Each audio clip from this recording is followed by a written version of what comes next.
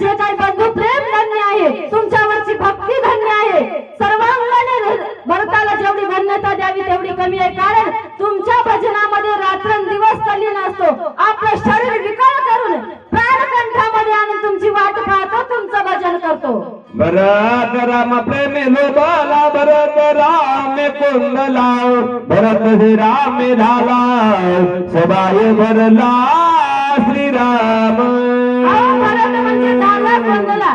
तुमच्या भक्तीमध्ये परिपूर्ण भरत परिपक्व फळासारखा झालेला आहे म्हणतात। रात्रंदिवस तुमच्या नामचिंतनाने भरताच्या भक्तीमध्ये एवढी भर पडलेली आहे, आमच्या त्यांच्या पुढे आपली भक्ती काही नाही, अशा प्रकारे रामचंद्र प्रभूला हनुमंतराय भरताची वार्ता देऊ लागले। भरत दे कोणी राघवा, म्हणलो भले भरत भावा, भरते गिडिलो आघवा, देय भावा विसरलो। भरताची राम भक्ती, भरताचं बंधू प्रेम पाहिल्याच्या नंतर माझा देह भाव हरपला, मला काही कळालं नाही, सुचलं नाही, म्हणून मी तिथे अडकल्या गेलो देवाला। हनुमंतराय सांगत होते, देखता व्रत प्रेम गण नेत्र,